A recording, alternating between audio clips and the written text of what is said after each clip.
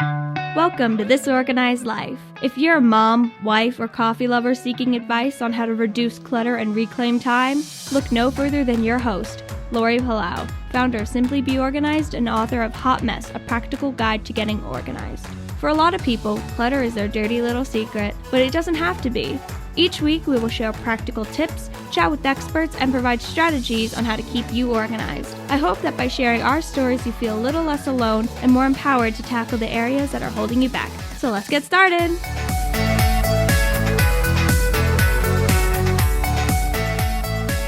Hi, everybody, and welcome to today's episode of This Organized Life podcast. I'm your host, Lori Palau, and I'm very happy that you are here joining us.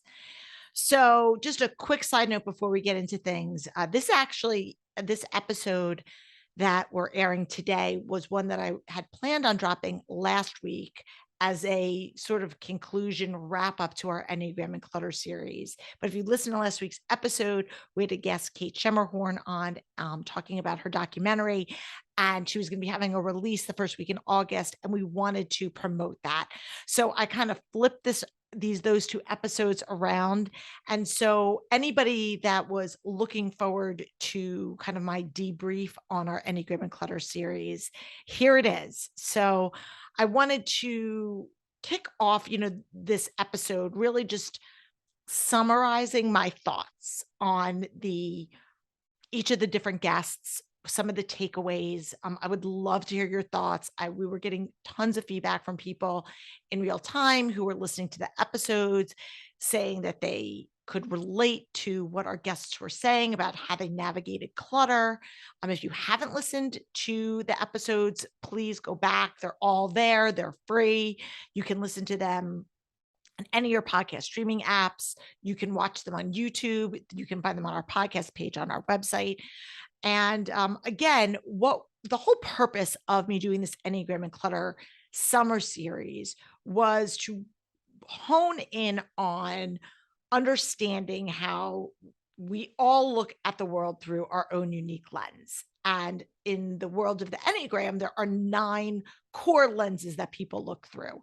Now, there are subtypes and wings. So that number, as you kind of peel back the layers, goes up 27 if you do the subtypes. And then if you add in wings, it is kind of triple that. But at its core, there are 9 specific types. And so what we did for the last 9 weeks is walk through conversations with people who identify as each of those different Enneagram types and see how their relationship has been when it comes to clutter and organization. And I really did it as information, for my book that I'm writing, and also to hopefully validate a lot of the research that I had done leading up to creating my Enneagram and Clutter courses. And the good news is that it did. So I was pretty spot on with the people that we spoke with.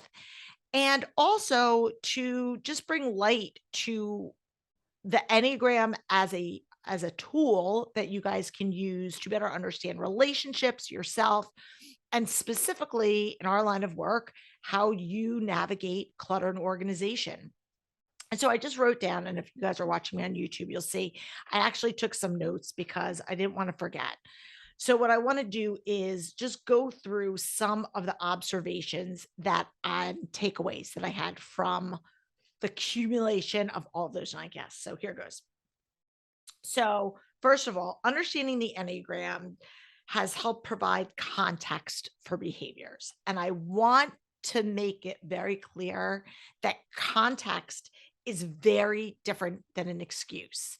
So what I mean by that is saying I am a control freak, and that because I'm an Enneagram 1, and I'm making this up, I don't want to pick on the Enneagram 1s, but I am a blank, or I am disorganized because I am a this. That would be using your type as a weapon or as an excuse for poor behavior. And again, that goes in the space of relationships, that goes in the space of parenting, and that certainly goes in the space of clutter.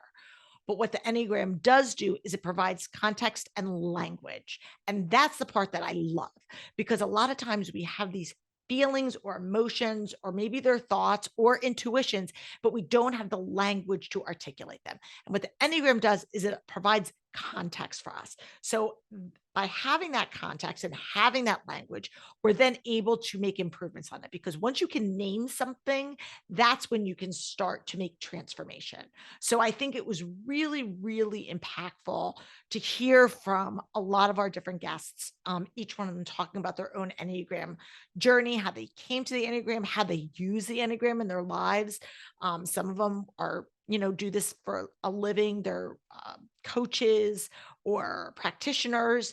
Other people are just regular folks living their life, and they have some Enneagram knowledge, and it's just kind of a tool that they have in their back pocket to help with some understanding. So it doesn't really matter in the greater sense how you use the Enneagram. It's the fact that you have this awareness. And that, I think, is really, really the key. Second observation is that there were a lot of through lines with the Enneagram types that I interviewed and the research that I've done with other people of similar types. For example, and again, I'm sure there's exceptions to every rule. So just don't quote me, on this saying that this is every single person, but I did find some specific through lines. For example, Enneagram threes. If you talk to Melissa, I'm sorry, Melissa was a 2, her counterpart, Jen Kilborn, my good friend Jen Kilborn from Pro Organizer Studio, she's an Enneagram 3. And if you remember, Jen was saying how she actually has like a visceral reaction to clutter. Like it's almost like she's walking into a room and someone's blaring a stereo really, really loud. Like that is how much she feels that stress and anxiety like in her body. And my husband, Josh, is a 3. And he has said when I phrased it to him like that, and I know from observations that clutter is something that stresses him out, but when I gave him that language, he immediately could resonate with that. And so that's just one example of the through lines between how certain types deal with clutter, even though, like I said, not every Enneagram type looks exactly the same. Not all 3s look alike, not all 8s look alike, but there are through lines with how they navigate clutter. But on that same token, I also want to say that it's interesting because I look at Kimberly, my assistant Kimberly, who's an Enneagram 8, and myself, and I even mentioned it, I referenced it in the episode, that on the surface, we look very different. We're both Enneagram 8. So at our core, our motivations are the same, or, we have that similar, need for justice, and we lead with our gut and intuition. We stand independently. So all of the core principles around neither one of us deals with emotional clutter really. So all of those emotional components are through lines throughout, but yet when you look at each one of us, we look different. And that could be again, because there are so many variations of the different types on the Enneagram. There are your wings that you could relate to. There are the different subtypes that you could be. So again, just because you're a specific type doesn't mean that it's stereotyping you into a certain way that you're going to deal with things. But I did find that there are certain similarities with certain types and how they respond and relate to clutter. Okay. So I touched on this before, but I want to just reiterate again. My third observation is that language is powerful. And the key is communication. Because once we have let me take it back, so many arguments and frustrations, and this can go again across the board, relationally with your spouse, this could be with your kids, this could be with your friends, this could be in a working relationship, it could be, a boss, coworker, or leader, team member, whatever. But specifically in our world of clutter and organization, a lot of times we don't have language to articulate how something makes us feel, or why we're struggling with getting rid of something, or why we feel this need to control an environment, but we just know that we do. And so by learning the Enneagram and learning and having that language, it allows us to communicate. And communication is one of my core values. Communication is key for everything. Because once you can communicate, doesn't mean that all of a sudden you're going to be immune from fights and arguments and that your life is going to be totally organized. But once you can communicate your needs and your expectations, as well as where you might be struggling, that is when you can allow to make, like, that's where the space comes in for you to either get help if you need it, or get clarity if that is something that you need. And we're going to talk about that in the second half of the episode. But communication is really the pathway towards leading a more organized life. And so I think that is a gift that the Enneagram has given to me and can provide for all of you. And then the fourth main observation that I came away with is that the working on developing the three centers. Remember, we talk about the three centers. So the three centers are thinking, feeling, doing. And in Enneagram language, it's called the three centers of intelligence. But even if you don't want to get all Enneagram speaky, you can just say, we all know that some people lead more emotionally with their heart. Some people lead more intellectually and analytically, so they are thinking dominant. And some people lead more intuitively with their gut.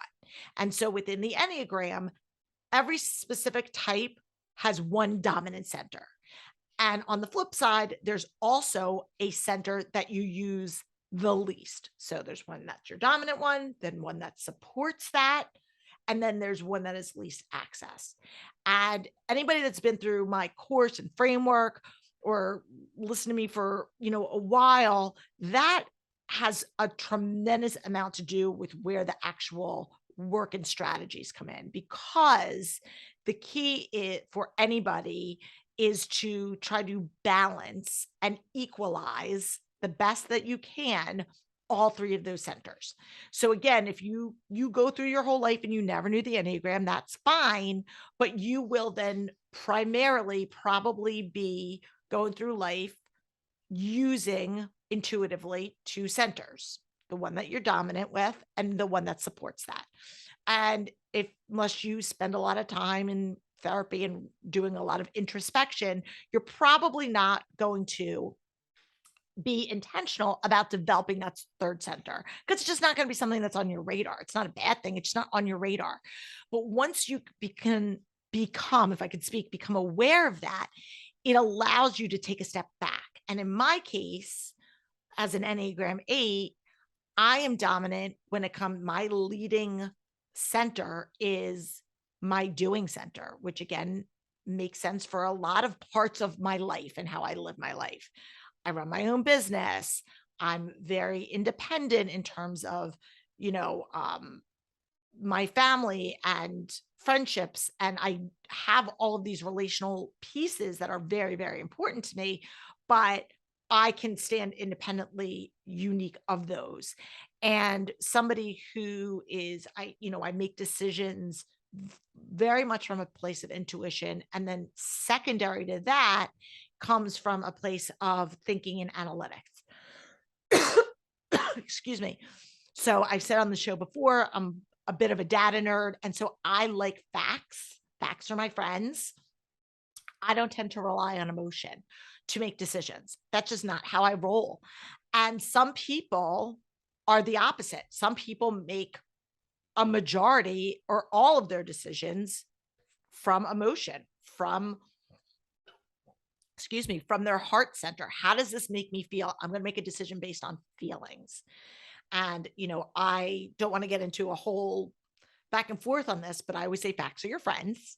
And your feelings are your feelings, but just because they're your feelings don't always mean that they are true and accurate. And, I might feel fat, or I might feel unattractive, or I might feel all of these things. And that is how I feel, but that doesn't mean that it's actually true. And so, for somebody, without going down like a tangent rabbit hole, I think the key to be a healthy individual in general, whether we're talking about an organized life or not, you want to be able to rely on thinking, feeling, and doing. And it's just equally as unhealthy for me to never rely on feelings and never to factor that in, whether for myself or for the other people around me. Because again, if we want to look at progress and we want to look at progress in our lives, whether that's in our careers, in our relationships, in living an organized life, we want to try to have a healthy balance between thinking, feeling, and doing. And I think it was really, really interesting talking to each of the 9 Enneagram types and seeing relationally how they use their centers. So I loved that piece of it. I'd love to hear your thoughts out there. If for anybody that listened to some or all of the episodes, please shoot us a DM on Instagram if you want. We're at This Organized Life Podcast, or you can put it in our Facebook group, This Organized Life Podcast. You can also send us an email. So, I love getting emails from you guys. Info at simply the letter B like boy organized.com, info at simplybeorganized.com.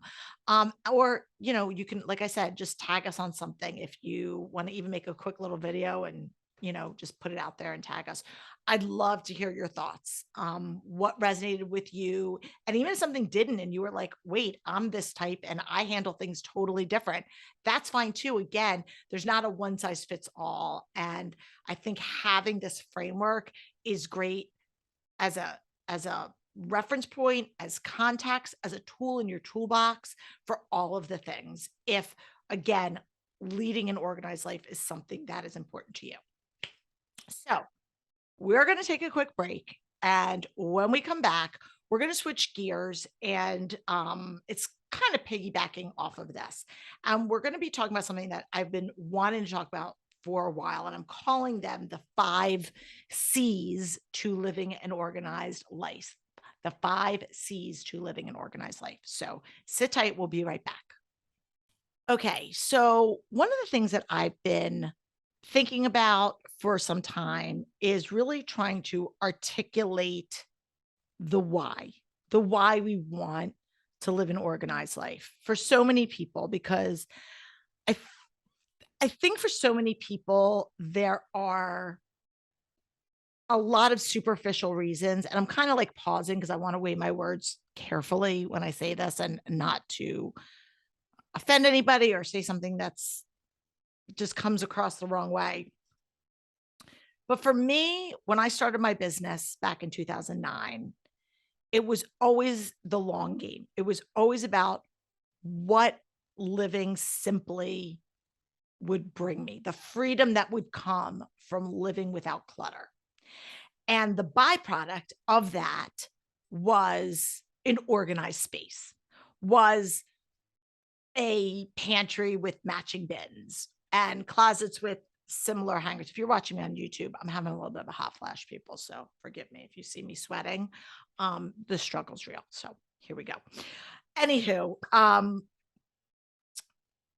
that through line has carried me since the beginning, about really understanding that it has to be more than just, I want a clear counter. I mean, I get it that we all want to walk in and not see a sink full of dishes and not see piles of laundry and not see, papers piled up everywhere. I get that. But what I challenge everybody to do is to really go back and peel the onion back a little bit further, because by doing that, by going back a layer, it allows you to really get to the root cause of why that clutter is there in the first place. And that's really the foundational principle of why I started Simply Be Organized in the first place. It is the foundational principle of why I started the Clutter Clinic speaker series and this Organized Life podcast.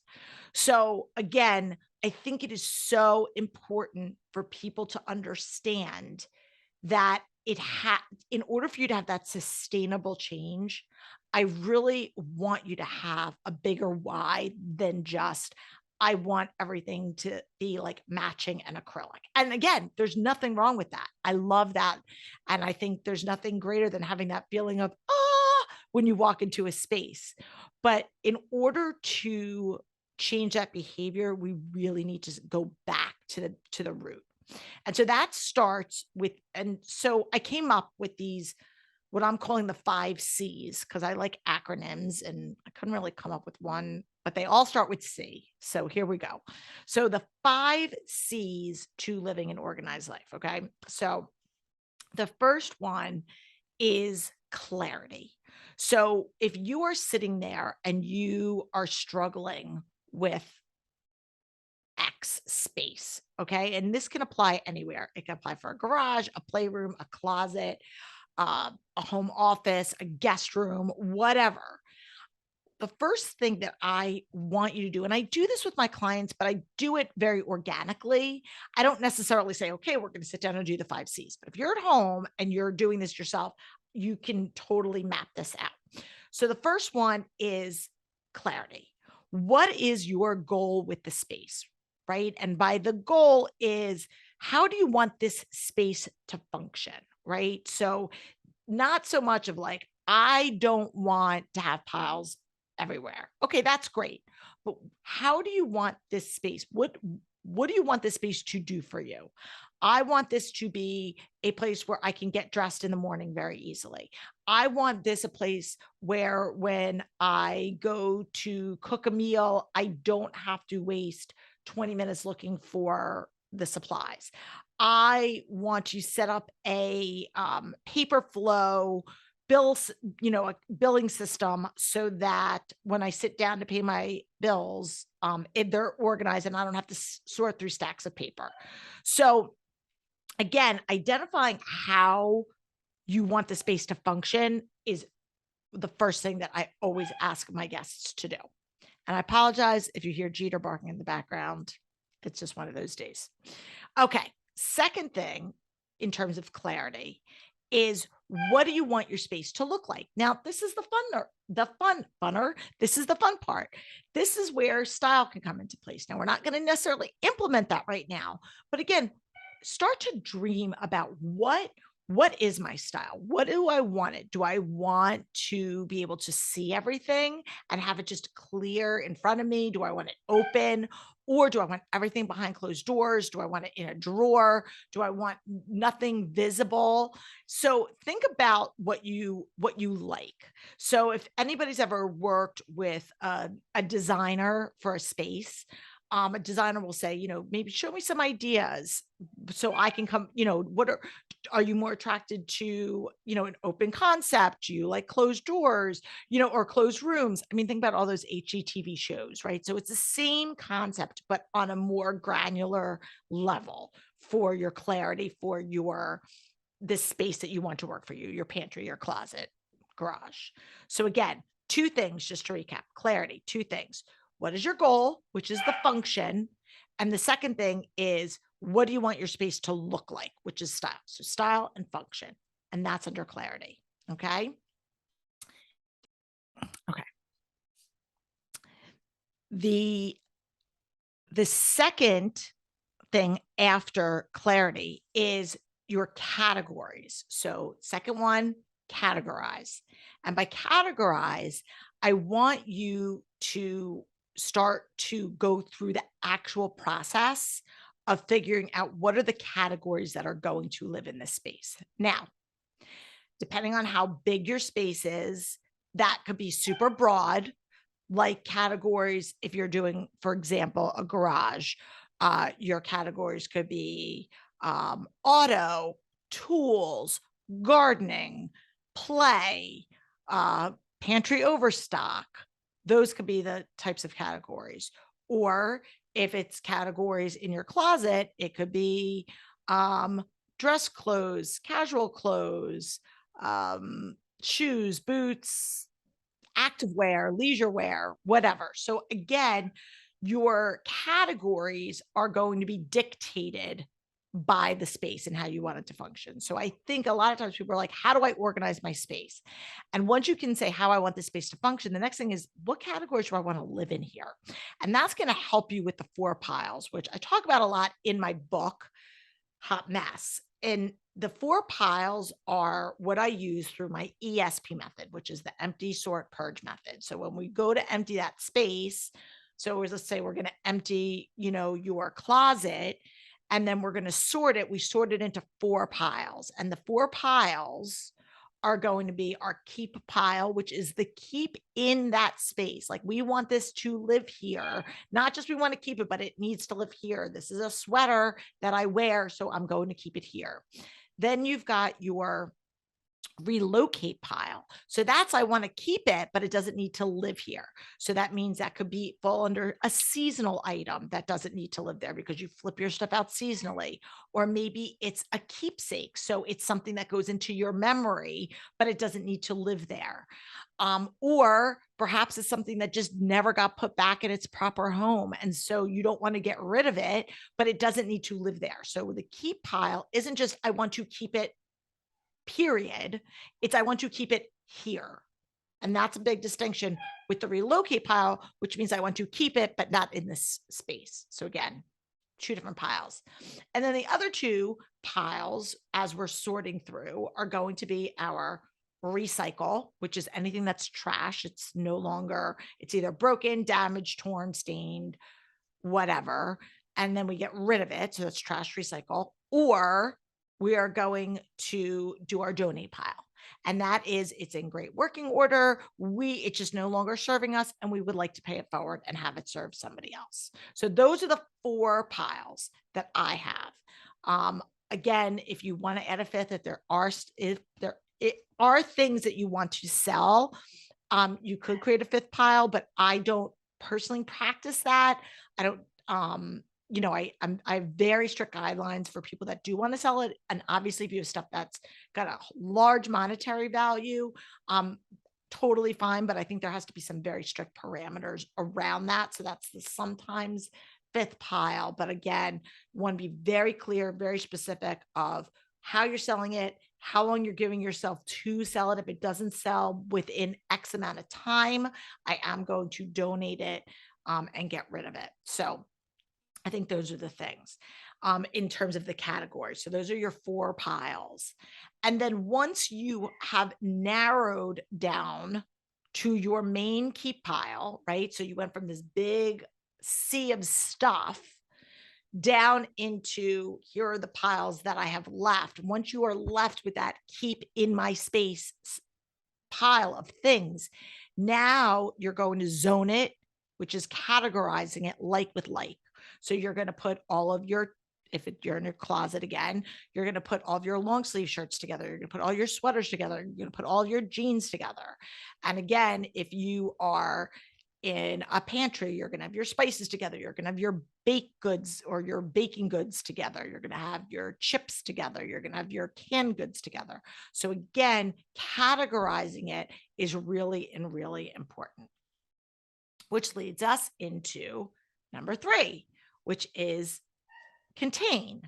And what do we want to do is we want to contain these things in a way that makes it easy to retrieve, right? So we want to find them quickly, which again is why we're categorizing. We want to find them easily. If we know that we're putting all of the cereals in one area or in one bin, then it's going to be easier for us to find them when we need them. As well as it's going to be easier for us to put things away because we know where their dedicated home is. And that's one of the biggest things, is people don't always know where the home is for certain things. And so once you have that identified, it makes it a lot easier. And by containing, it's really a great way for you to organize your space very quickly. And when we contain, we usually, another word that we use here in the SBO world is we corral it. We always say we're going to corral it, and we're going to corral either in a bin, in a basket, or even like a tray. So let's say it's your bathroom and you've got, all your face lotions and cleansers and stuff. Well, I have that out and I use them and I want grab and go. Well, but instead of just having 6 different jars out on my vanity, I have a nice little simple white ceramic tray and they all sit on there. And so all of a sudden, everything is corralled and organized. You can do that with jewelry. You can do that with, again, you could do that with, if you're somebody who has a lot of different categories of things and you want to just combine, like kind of put them all together in one neat specific area, it makes it so much easier to put away, to clean up, and to retrieve. Okay. So consistency is the fourth C, and that is all about repetition and the maintenance, how often you are practicing and developing that muscle, because healthy habits and healthy behaviors are really the key in what we're looking for here. So again, just like we brush our teeth intuitively in the morning and at night, and we brush our hair and all of these things that we do without thinking about it, once you start practicing putting the dish right in the dishwasher, or putting your clothes, instead of dropping them on the floor, to put them in the hamper, or taking your clothes out the night before so that you're not rushed in the morning, whatever that piece of the equation that's going to help you live a more organized life. And the more that you can practice it, it will start to become second nature. And so again, that consistency is going to be a critical piece of your long-term success. And then that goes with, again, the practice, because the more you practice and the more that you do this, the less decision fatigue you have. And one of the biggest roadblocks that I see for people is the struggle to figure out what to do. And once you've set up a parameter and a system and you see that it's working for you, then all of a sudden, you don't have to think about it. It's just something that happens. And so again, find something that works, find something that's sustainable, and then just continue to practice. And the fifth and final C that we're going to talk about today to living an organized life is contentment. Now, contentment is something that really warrants its own episode. And I've been thinking about this a lot.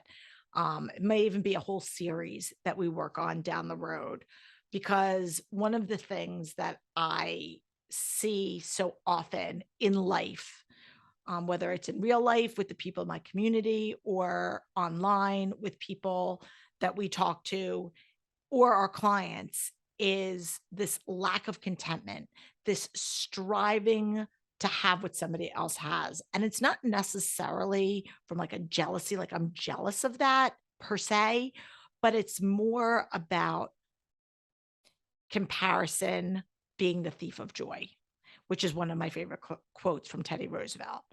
And you can look at contentment in so many different categories. You can look at it from financially being not content. It could be your house. It could be your clothes. It could be your weight. It could be your career. It could be your kids. It could be your spouse. I mean, there are so many different areas of our lives that we struggle with contentment.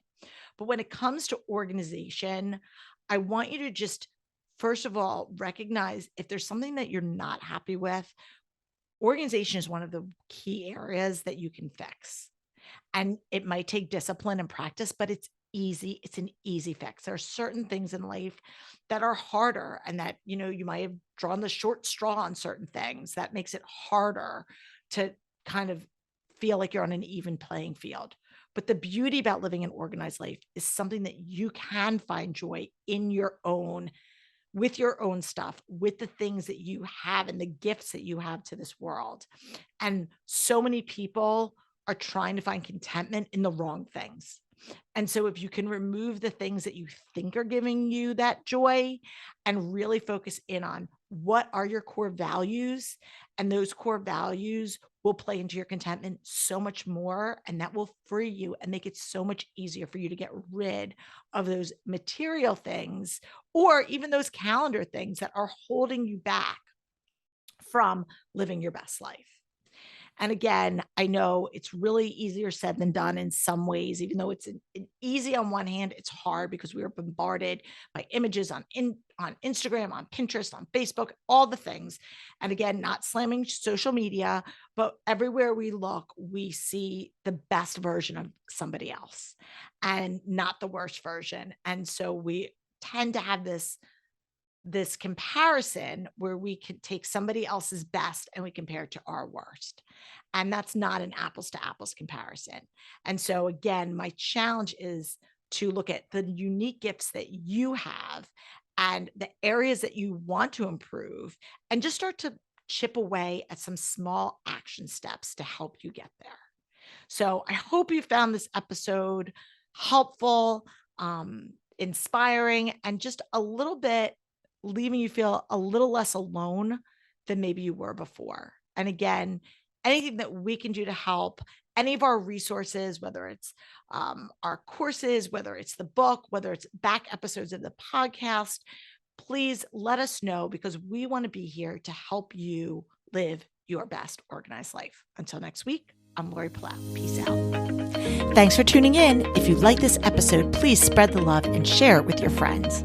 And if this is your first time joining us, make sure to click the subscribe button wherever you are listening so you never miss an episode. And while you're there, please leave us a review so other people know that our show is worth the listen. You can also find us on YouTube and Instagram at This Organized Life Podcast. And if you'd like to connect with us, you can head on over to our website at simply the letter B like boy organized.com, which is filled with tons of resources, including free downloads, checklists, links to our amazing organizing partners, and all of our digital offerings. I'll see you next week for another episode of This Organized Life.